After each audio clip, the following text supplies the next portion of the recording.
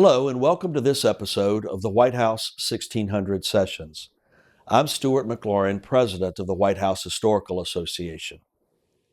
Today, we're in the private wine cellar of the Jefferson, a wonderful hotel in Washington, D.C., just a few blocks north of the White House. We're here to talk about the history of wine and the role it has had both in social diplomacy and entertainment since the founding of our country. Our special guest today is Fred Ryan, former chairman of the board of the White House Historical Association and current chairman of the White House Endowment and Acquisition Trust. He is also chairman of the Ronald Reagan Presidential Foundation and Institute and is leading their new initiative, the Center on Public Civility.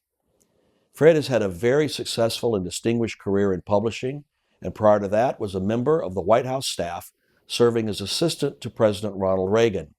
He then went on to serve as former President Reagan's chief of staff post-presidency. Astute listeners of our podcast will recall that Fred was a guest of ours during COVID when we had to record things remotely.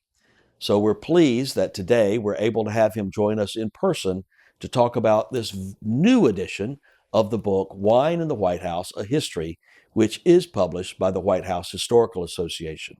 The first edition of Wine in the White House won 12 national and international book awards, including an International Organization of Vine and Wine Award. Fred, welcome back to our podcast, the 1600 Sessions, and once again, we'll delve into your expertise and experience in wine, and it's terrific to have you back with us in person this time. It's great to be back, Stuart. Thank you. Well, here we are at the Jefferson, and let's start talking about President Jefferson. He was an early aficionado of wine, and he brought that expertise back with him from his time in France. Tell us about his interest in wine and what his goals were with wine here in America. There couldn't be a better place to talk about presidents and wine than the Jefferson wine cellar here at this hotel, because there were several presidents, in fact, many presidents I found had a great interest in wine, but there were a small handful of standouts, and topping that list was Thomas Jefferson. And Jefferson, not only was he deeply interested in wine himself, but he became a kind of an unofficial advisor to other presidents on the wines that they would acquire and wines they would serve in the White House. But one of the reasons he stands out is because, as you know, before there was even a president, he was our emissary over in Paris. He arrived there, and just before he got there, Benjamin Franklin was there. And he arrives and he sees that Benjamin Franklin has a wine cellar with thousands of bottles of wine in it. Immediately, it gets Thomas Jefferson interested, plus just being curious as he was. So he started really studying wine. He studied it in Paris at the Salons of Paris. And then when he could travel, he got outside of Paris. He traveled to the wine regions of France, to Bordeaux, Burgundy, Italian wine producing regions. And he became very knowledgeable about it. And he also forged relationships with the winemakers. And then when he returned to the United States, he would order wine and have it shipped to him and even shipped to other presidents. One of his favorites was Chateau Margaux. And in this new edition of the book, there's a new chapter on Chateau Margaux. Tell us about his interest in Chateau Margaux and why you thought it was important to add this to the new edition of the book. Well, today, Chateau Margaux is one of the most highly regarded, most in-demand wines in the entire world. And it's been around, though, for hundreds of years. And you could say that Chateau Margaux was really the wine of American presidents before there was a presidency. Because Jefferson, when he was there in 1787, visited Chateau Margaux. While he was visiting the wine country, he began ranking his preference of wines. It was very interesting because in 1855, Napoleon ordered this classification of French wines in Bordeaux. And that ranking holds to this day. There are 5 different levels, and the top level is called the Premier Cru. And if you look at what Thomas Jefferson, how he ranked the wines when he visited, just on his own palate, his own experience, it mirrors a ranking that Napoleon ordered 75 years later. So Chateau Margaux was popular with President Jefferson. It was popular in the Kennedy administration. Ronald Reagan used it on special celebrations, and President Nixon was particularly fond of Chateau Margaux. And sometimes he served it to his guests, and sometimes he kept it for himself. Well, early in our president's interest in wine, Madeira was a popular wine. we don't see it or hear as much about it today. Why was that so popular then, and why is it not as popular today? Going back to George Washington's time, and even at the Continental Congress, and when our founding fathers were gathering, Madeira, as you say, was the wine of choice, but it was for a couple of reasons. The primary one was that it could travel in the hull of a ship better than any other wine, because Madeira, it's produced at this island off the coast of Africa. It's owned by Portugal. And it makes the long journey across the Atlantic Ocean, and the heat and the vibration could really damage a typical wine that we have today. But Madeira is hardy, and they would even say it would improve over the course of the trip. Wow. So that was kind of the default wine. But as time went on, Thomas Jefferson and others discovered ways to improve the shipping process. In researching this book, I found documents that he had written, letters he had written talking about specific shippers who he wanted to ship his wine because he found there was less pilferage and the ships didn't sit in the hot sun in the harbor as long as others. And by the way, he was frequently acting through the American Consul General in these countries, which may lead to a little trouble if you did that today. Right. And Jefferson, I remember, liked to order a portion for himself whenever a portion was ordered officially. Yes, as you know, in the book, I found a letter from Chateau Yquem, one of the most famous wineries in the world, and it's been around for 100 years. I was talking to the person who runs it, and he said, I have a letter from Thomas Jefferson on my desk. And I said, well, that's very interesting. Could I see that letter? And it was a letter that Thomas Jefferson had written to then the proprietor of Chateau Yquem. It was shortly after George Washington became president. And he said, our new president, General Washington, I think he would like your wine. So could you please send him 30 dozen bottles of it? And send me 10 dozen bottles while you're at it. That's great. That's a pretty good scheme. Right. Well, let's talk about Jefferson's vision for America as a wine country. And American wine, of course, became prevalent during the Reagan presidency. But has America really evolved to be on its own and par with the great wine, what we think of as France or Italy, in terms of wine production, but also at the White House table? I would say yes today, but that wasn't always the case because early in our history, we really didn't produce wine or really consumable wine. And Jefferson and others who were traveling discovered these great wines of the world. And as we were a young nation and we wanted to show that we'd arrived on the world stage, we had a beautiful executive mansion, the White House. It was beautifully furnished, the art, the furniture. And great lengths were taken to show with our glassware and other things that we were a serious country. And at that point, they wanted to serve the best wines in the world. They wanted to show off, in a sense, that we can serve those wines.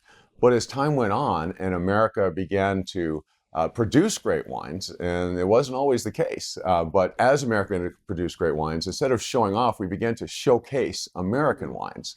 So when distinguished visitors were in the United States for state visits, we would say, here, we're going to have great entertainment at the White House, we're going to have a great meal, we're going to have very interesting guests, and we're going to showcase the best wines that are made in America. So today, it's exclusively American wines that are served at the White House. And that was an interest that you shared with President Reagan, an interest in wine, he being a Californian. And it became really intentional during the Reagan presidency and following to serve these American wines. And is there ever an exception to that? Do we ever serve wines from other countries at the White House today? The very first record I could find of American wines at the White House goes all the way back to Abraham Lincoln. He had been sent in 1864 a case of California wine, 1859 vintage, by a person who he'd appointed to the California Port Authority as kind of a thank you gift. Now, I couldn't determine if Abraham Lincoln or if anyone actually drank the wine, but it was sent there. And then following Prohibition, American wines became the preference. And even at that time, American wines were really not that great. They were kind of a novelty, and they would be served on less important occasions. But as the wines got better, and Ronald Reagan played a big role in this, when he was governor of California, that was kind of the golden age of California wine. So he brought that interest and that appreciation and knowledge of California wines with him to the White House. And now it's not just California. Wines produced in all 50 states. And exclusively American wines are served. Every once in a while, to answer your question, though, there'll be an exception. President Obama served a Chinese wine when Chinese head of state was there, but it's primarily American wine. And was Ronald Reagan's interest in wine something that helped inspire your own? It was. Ronald Reagan, as you know, before he was president, he was an actor. And at a young age, as early in his acting career, he got pneumonia. Hmm. And he saw a doctor, and the doctor said, if you drink a glass of wine every day, it's probably good for your health. And he was very interested. He did his research. He learned about the wines of the world and became quite an aficionado. And then, of course, as governor of California, became very knowledgeable in California wines, and he built relationships with the California winemakers. And having the opportunity to work for him gave me a chance to be exposed to that. And one thing that he did that was really terrific for those of us on his staff is on special occasions, he would go to his cellar and he would break out a bottle of a particular vintage. And even sometimes if it were your birthday, you'd see him and he'd hand you a bottle of wine from your vintage year. So that was kind of a nice perk of the job. That really is a nice perk of the job. Right. Now, was this his wine cellar in California? In California. Okay, not the White House, because that's not much of a wine cellar. Right. As you know, the White House, in fact, those of us who follow wine are in for a huge disappointment if you expect to see this giant White House wine cellar loaded with bottles and cases and crates and dust and all you'd expect in an elaborate cellar. Because as you know, around the world, heads of state have enormous wine cellars. At the Élysée Palace in France are 18,000 bottles. The Queen of England, and now King, and his cellar has 28,000 bottles. My goodness. And you'd expect maybe something comparable at the White House. But as you know, and I learned kind of in a disappointing manner, there really isn't a White House wine cellar anymore. It's a closet, and there are basically enough bottles for the next event and a few on the shelf in case the president or first lady have a friend over who wants a glass of wine. It's more delivery on demand today. Yes. For when it's needed. Absolutely. Let's talk about how you conceptualized this book into the 7 chapters and covering each presidency. You really could spend days delving into the rich history of the menus, the wines that have been served, all the details from George Washington all the way to President Biden. Tell us how you conceptualized this and what you really wanted to convey to the person who may be a deep connoisseur of wines, but also someone who may just be more of a novice. Virtually every president has a story about wine. Some were extremely knowledgeable. Some were using it to entertain guests. Some were using it when they weren't supposed to be using it during Prohibition. So there was a lot on every president. But then there was a lot about, as we've been talking about, the evolution of the wines and how they're selected and the purpose behind each wine. And then as this glassware, which became, particularly early in our country's history, such a showcase of American products and quality. So that deserved a chapter. And then for all of us who are foodies or wine enthusiasts, you want to see how the presidents paired foods with wine and how that evolved over the years. So we have the menus. And then finally, for the wine aficionado or for anybody who wants to recreate a meal at the White House, we have every wine that's been served in the modern presidency and the date that it was served at any public event. So you can get your friends together and you can do an Obama dinner or a Truman dinner or a Kennedy dinner or Reagan dinner or all of them if you'd like. You're exactly right. And the book does delve into the extraordinary glassware over the course of time, much of which is still in the White House collection today, but not enough of it to serve a beautiful state dinner like we would have today. Yes, as you know, having been to state dinners, there's quite a selection of china because they're china from all the modern presidents or many of the modern presidents, first ladies. But the glassware has been forgotten over the years. If you go to a dinner at the White House, you will have glassware that's provided by a caterer. So hopefully in the future, a president or first lady or first gentleman will decide it's time to get some new glassware. That would be a very nice addition. Yes. Well, let's talk a little bit more about state dinners. I think Americans, most of whom will never visit the White House or even get to go to a state dinner, certainly, but they see these beautiful images and photographs of elegant entertaining at the White House, and they think of them perhaps as just fancy parties. But social diplomacy from the very beginning of our nation has been a vital part of who we are when we invite foreign heads of government or heads of state to Washington, D.C., to the White House. Talk to us about your views on the importance of social diplomacy and how does wine play into that planning? Even though these dinners are beautiful, they're enjoyable, they're fun, they're elegant, there's also serious work underlying that's taking place. When a head of state comes, there'll be bilateral meetings taking place throughout the day, and important issues will be discussed between the president and president's counterpart and the teams on each side. And the state dinner is a way, one, to kind of shift gears into a more relaxed, but still very elegant surrounding. It's a chance to get away from the board table and sitting across the table to sit next to each other. It's a way with a glass of wine to maybe relax the conversation a little bit. And it's become a very effective tool of diplomacy. And every state occasion, every state luncheon, dinner, a toast has become part of it, because it's a chance to do what people have been doing for centuries and millennia around the world, is raise a glass to someone, but also to make a brief message and talk about the relationship between the countries and optimism about going forward. So whether it's an adversary or a close ally, the diplomacy can be advanced through sitting down with meals and raising a glass of wine. When American presidents travel abroad and they're feted by foreign heads of state or government at their state dinners, we host a reciprocal dinner of sorts in that country. And do we serve our own American wines on those occasions?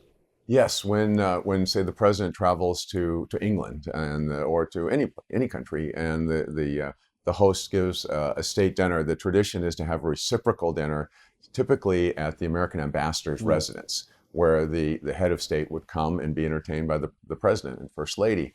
A lot of planning is put into that, and it's a lot of the same thinking. A lot of times when there's a visiting dignitary, the president or first lady or the team that works on this will try to find some nexus between the wine that's served and the country of the visitor.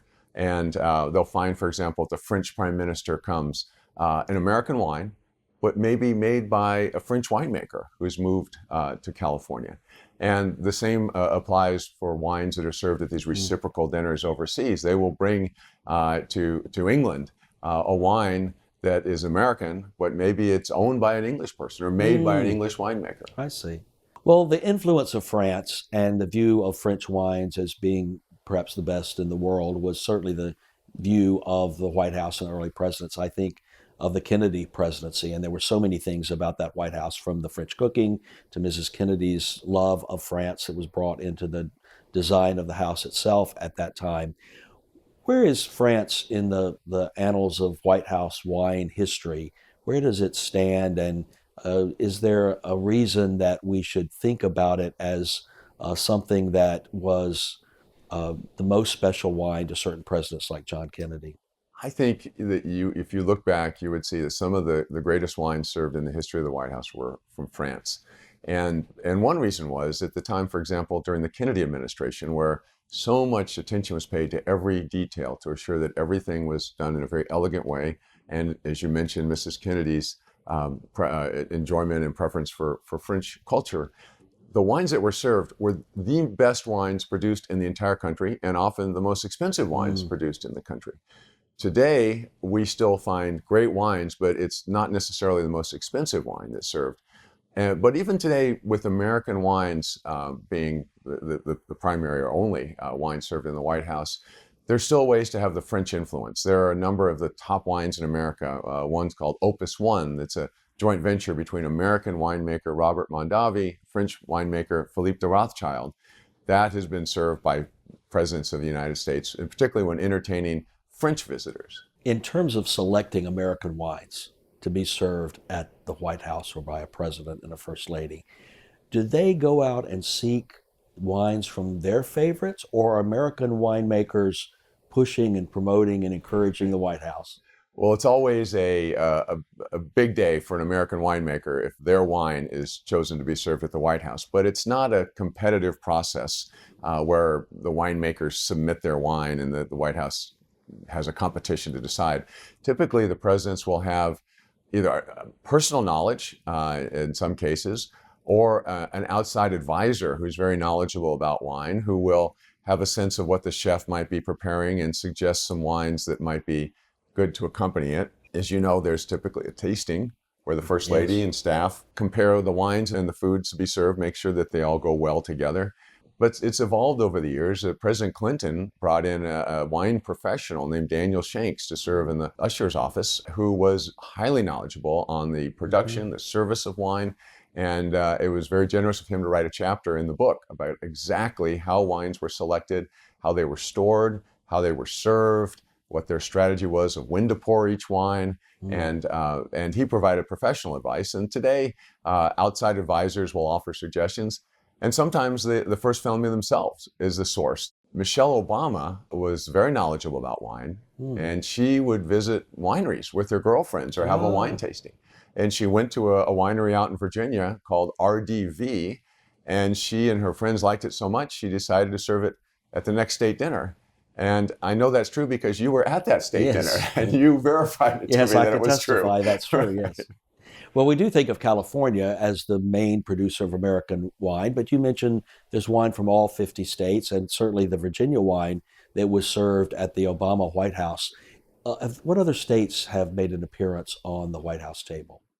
Most of the major winemaking states, that would include, of course, California, Oregon, Washington, New York. But then there are some that you really wouldn't think are known for wine. Gerald Ford served the first Michigan wine at the White House. And that was also the last Michigan wine that was served at the White House. President Bush served wines from Texas and Arizona at the White House. Yeah. But every state has a winemaking business in their state, and presidents will sometimes serve wines from their own states. It may be a little challenging for President Biden because Delaware has the fewest wineries of any state in the country. But also a very small state. But yes, maybe it will make an appearance. Right. The times in our nation's history when there has been a pause in the service of wine, temperance, prohibition, even during COVID when there were no state dinners held and social life was put on hold a little bit, but eventually the service of wine returned. What do you think has made it so sustainable in American dining culture and at the White House entertainment table? I think it's become an essential part of entertaining, and particularly in diplomacy. It's something that is traditional around the world. It's almost expected by heads of state. It's unusual, and if there's not a wine served, and the White House is very good about cases where perhaps the visitor comes from a country where alcohol is not served, or the visitor just does not consume alcohol, they make adjustments for that. And as you know, 3 of the last 4 presidents do not consume alcohol. President Biden, President Trump, and President Bush. And Barack Obama was more of a beer man than a wine person. But they all made sure that first ladies or others that they could rely on would select appropriate wines so that there was never an occasion where America didn't showcase its best in wine to its special visitors. And even though they did not drink themselves, they still lead the toast and deliver the toast. They would deliver the toast, sometimes with just a glass of water, sometimes with a non-alcoholic wine, sometimes with fruit juice, but they would always have the toast. The toast became an essential part of every state visit. Well, there's a whole culture and history of White House toast in and of itself. And I know the story that we talked about before about how the word toast came to be. Right. And tell us about that.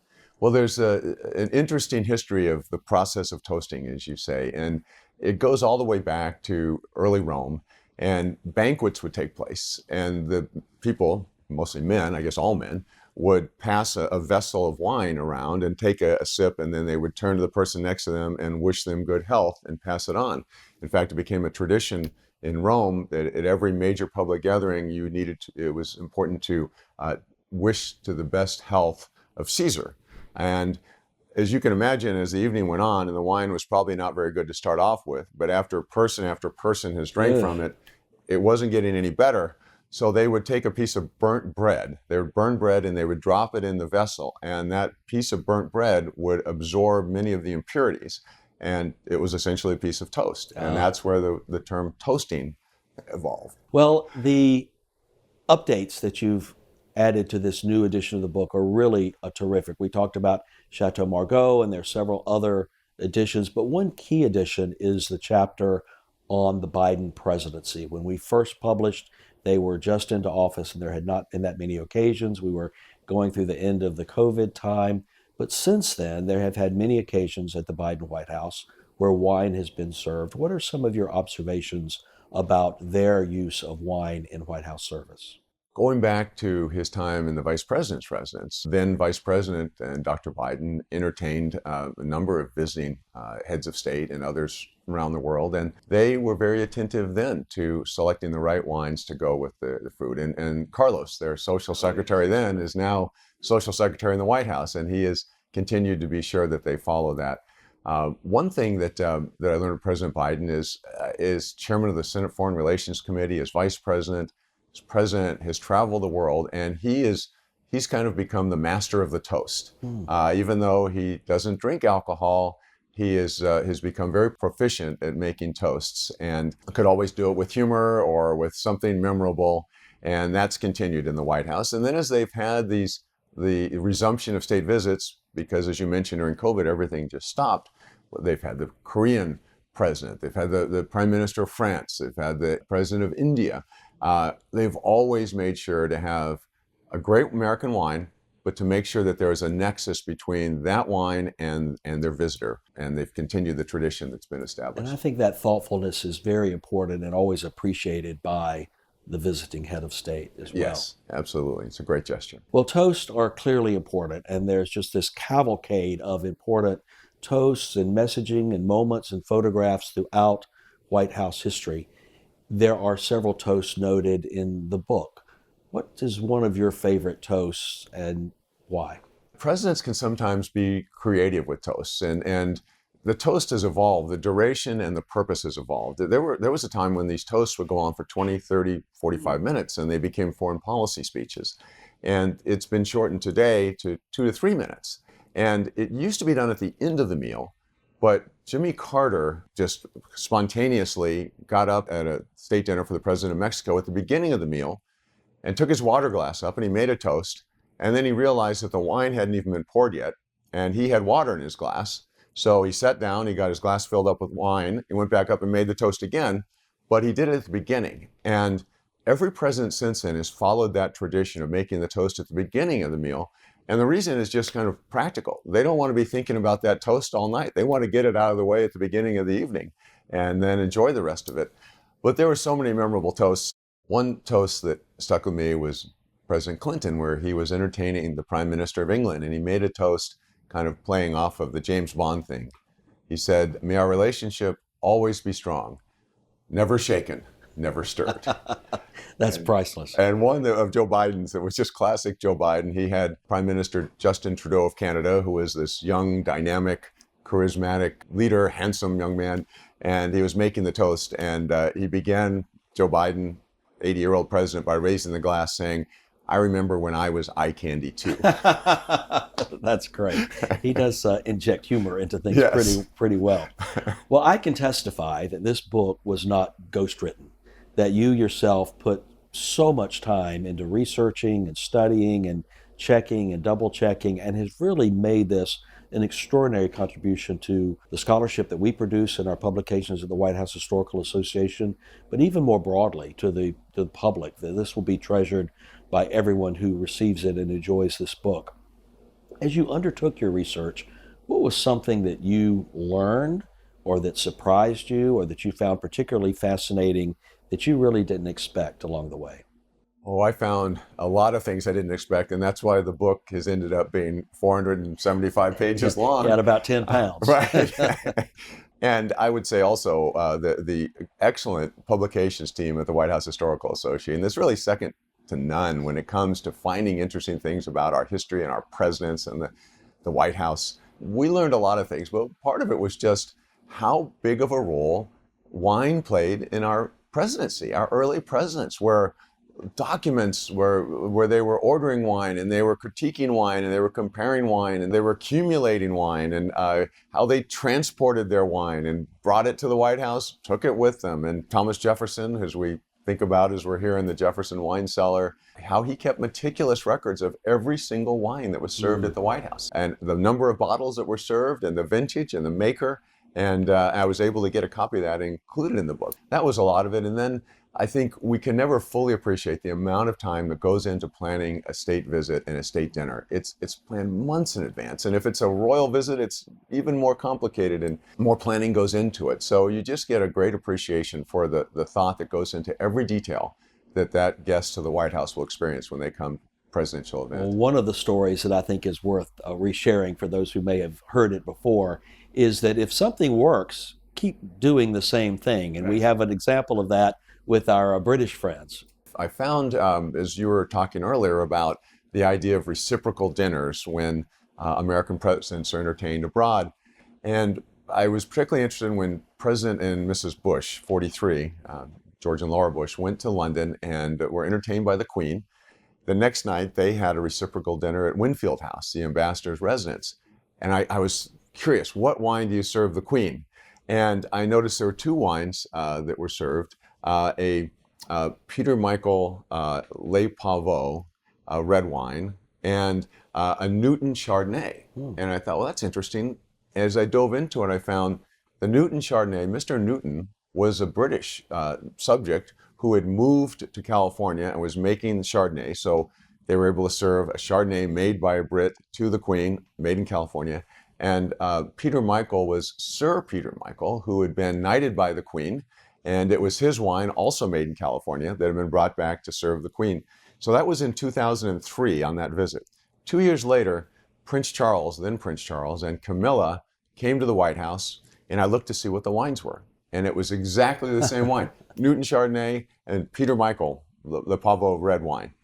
So that was interesting. And then the finale, when the Queen herself and the Duke of Edinburgh came for a state visit, the same two wines were served. So as you say, repetition makes sense. And somehow I think the word came back from maybe the very first visit that the Queen was pleased with the wines that were served. And if it worked once, it'll keep working again. Absolutely. That's right. Well, if you were to have the opportunity to attend a state dinner in this presidency or the next presidency, what would your expectation be? Do you think that there will be any innovation in wine service, or do you think we've pretty settled into the custom and tradition of three wines, American wine service, and that it's very predictable?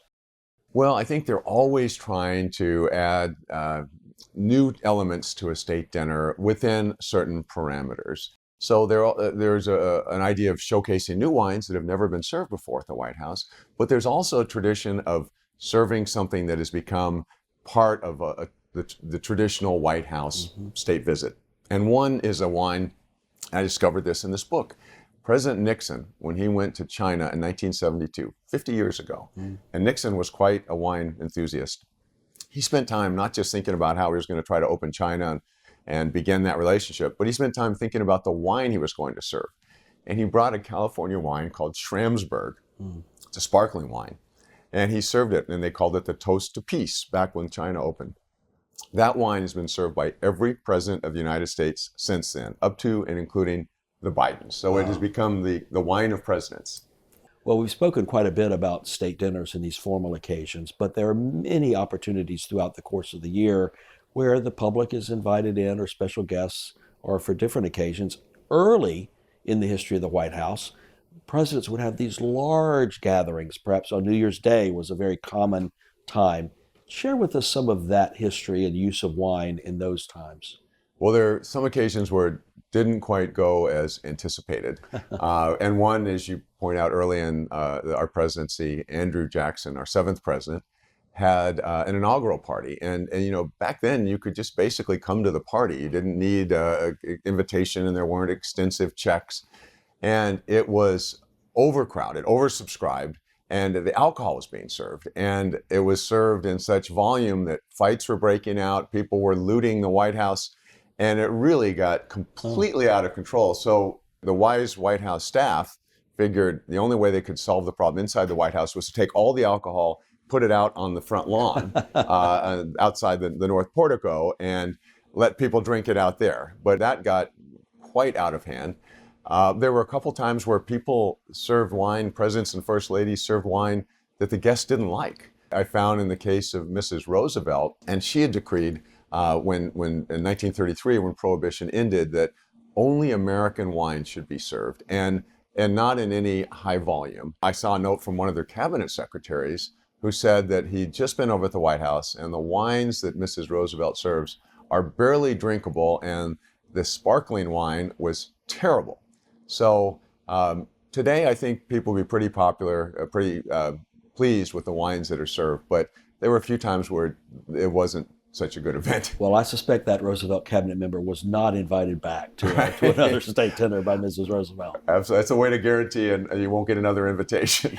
Well, we've talked about presidents that have been strongly interested in wine: Jefferson, Nixon, Reagan.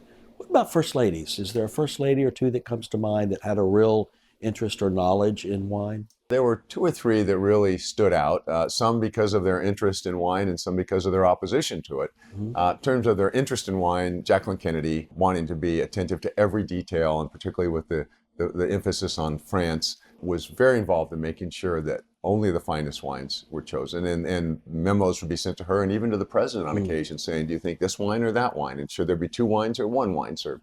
So she was very involved. Michelle Obama, who was would get together with her girlfriends for little wine tastings. She played an important role in selecting wines for the White House. But then on the other side, if you go back before we had Prohibition, there was a temperance movement, and which was a movement just to get people to pledge that they would not drink wine or any alcohol. And one of the leaders of that was the wife of our 19th president, Rutherford B. Hayes. She was a temperance movement leader, and then he becomes president. And they quickly find themselves in a dilemma with a very important state visit taking place, the son of the Russian Tsar.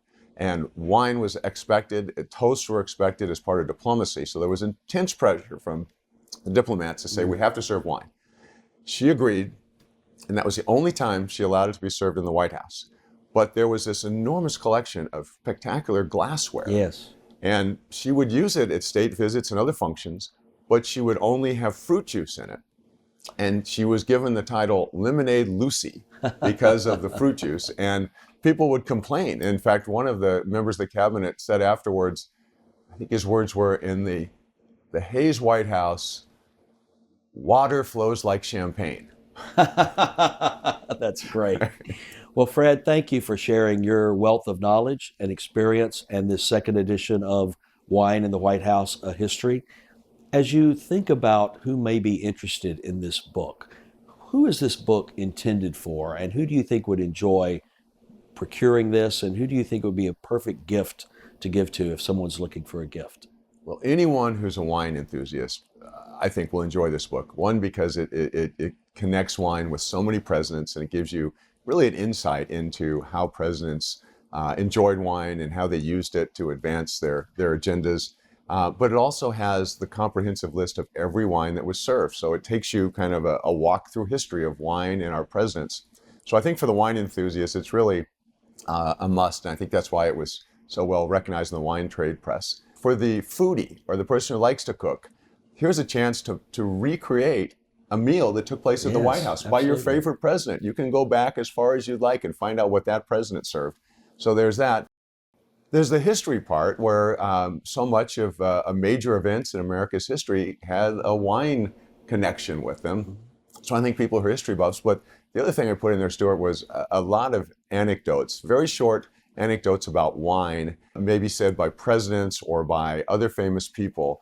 And if you want to have something that you might use in a toast yourself, or if you're giving a speech, or if you want to say something funny about wine, there are anecdotes spread all through the book that people can borrow and they can use. Well, let's close by you sharing with us one of your favorite anecdotes that are in that book. Well, one of my favorites, as you know, involves Winston Churchill, who was, you can't talk about wine and diplomacy and the presidency without talking about Winston Churchill. And I found, by the way, when he visited the White House, the wines and brandies and champagnes and scotches that were all served to him while he was there. But he had a great anecdote. And as you know, wine can come in different sized bottles. There's a regular bottle, and then a double bottle is called a magnum, twice as big as a regular bottle. So the quote that I love by Churchill was, "A magnum of wine is the perfect size for two gentlemen to share over lunch, especially if one isn't drinking." That's great. So Fred, to end our time together and to look forward to great success in the second edition of Wine in the White House, A History, a toast and a salute to you. Thanks. Thank you. Cheers. Salute to you too as well. Thank you. Thanks, Stuart. Thank you. Thank you all for listening and watching today. Be sure to subscribe to the White House 1600 Sessions on your favorite podcast provider so that you never miss an episode. And please watch the video version on YouTube and Facebook. Your support of the White House Historical Association makes this work possible. When you become an association member, or when you purchase a book or an official White House Christmas ornament, you are helping fund the education mission through our teacher programming, our publishing, and our latest initiative, one that I'm extremely excited about, the People's House, a White House Experience. In September 2024, we will launch this new immersive experience at 1700 Pennsylvania Avenue. The People's House will be open to everyone. You can learn more about our work as a nonprofit, nonpartisan organization by going to our website, whitehousehistory.org. Thank you very much.